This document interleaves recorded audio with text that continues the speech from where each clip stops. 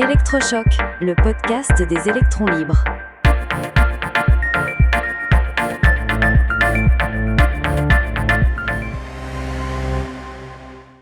Une révolution dans le cancer du pancréas. Aujourd'hui, nous allons parler d'un sujet difficile, mais aussi porteur d'un immense espoir. Oui, Max, un sujet qui touche tant de familles. Le cancer du pancréas est l'un des plus redoutables. On le diagnostique souvent tard et les options de traitement, une fois que la maladie a progressé, sont malheureusement très limitées.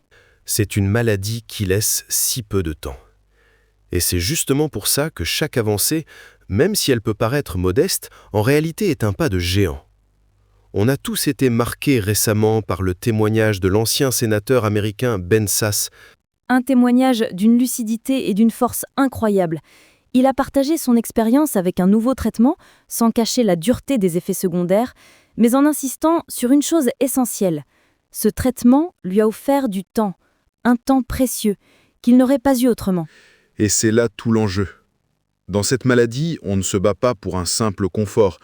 On se bat pour des jours, des semaines, des mois de vie en plus. Et ces mois, ils ont une valeur inestimable. Absolument. Et le médicament au cœur de cet espoir s'appelle le daraxonrasib. C'est une thérapie ciblée, un comprimé à prendre une fois par jour. Pour faire simple, il s'attaque à une protéine bien précise, la protéine RAS. Expliquons un peu ce qu'est cette protéine RAS. On peut l'imaginer comme un interrupteur qui dit aux cellules de se multiplier. Dans la plupart des cancers du pancréas, plus de 90% des cas, cet interrupteur est bloqué en position marche. Exactement. La cellule reçoit en permanence l'ordre de se diviser, encore et encore. C'est ce qui nourrit la croissance de la tumeur. Le daraxonrasib vient donc bloquer cet interrupteur fou pour tenter de stopper cette prolifération anarchique. Et les résultats qui ont été annoncés sont tout simplement sans précédent pour cette maladie. Il faut se rendre compte d'où on part. La survie à 5 ans pour un cancer du pancréas métastatique est inférieure à 5%. C'est un chiffre terrible. C'est un chiffre qui glace le sang. Et dans ce contexte, l'étude sur ce nouveau médicament a montré qu'il pouvait quasiment doubler l'espérance de vie médiane des patients qui avaient déjà reçu une première chimiothérapie. On passe de 6,7 mois à 13,2 mois. 13 mois. Certains diront que ce n'est que 6 mois de plus. Mais c'est une mauvaise lecture des chiffres. D'abord, 6 mois, quand on vous en a annoncé très peu, c'est une éternité. C'est voir un printemps en plus, assister à un événement familial important. Et puis, il faut insister sur ce point, c'est une médiane. Cela veut dire que pour la moitié des patients, ce sera encore plus. Certains vivront bien plus longtemps que ça.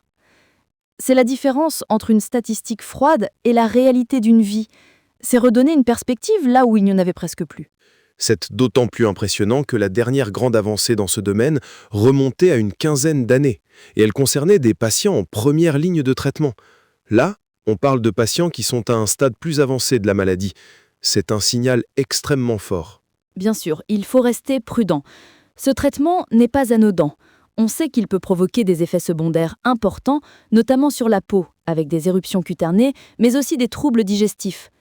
Oui, la toxicité est un vrai sujet. Il faudra apprendre à la gérer, à l'anticiper, pour que les patients puissent bénéficier du traitement le plus longtemps possible dans les meilleures conditions.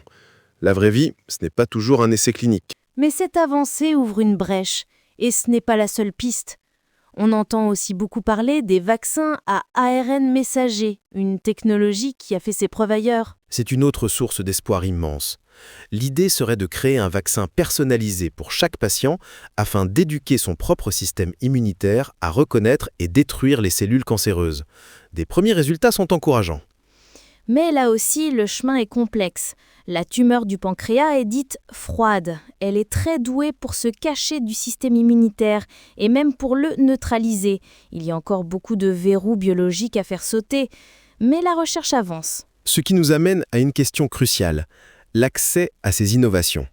Quand on a une maladie qui évolue si vite, chaque jour compte, on ne peut pas se permettre des délais administratifs interminables. C'est un équilibre délicat. Il faut une évaluation scientifique rigoureuse, c'est non négociable. On ne peut pas céder à l'émotion au détriment de la preuve.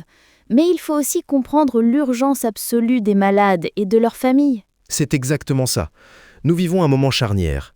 Après des années de quasi-stagnation, on sent un frémissement, une dynamique nouvelle. Entre les thérapies ciblées comme le daraxonrasib et les promesses de l'immunothérapie, l'avenir n'est plus tout à fait le même. Le combat reste incroyablement difficile, et il faut le dire, avec beaucoup de gravité et d'humilité. Mais pour la première fois depuis longtemps, un espoir tangible et puissant se dessine à l'horizon pour les malades et leurs proches. Et ça change tout. Soutenez les électrons libres. Abonnez-vous sur lel.media.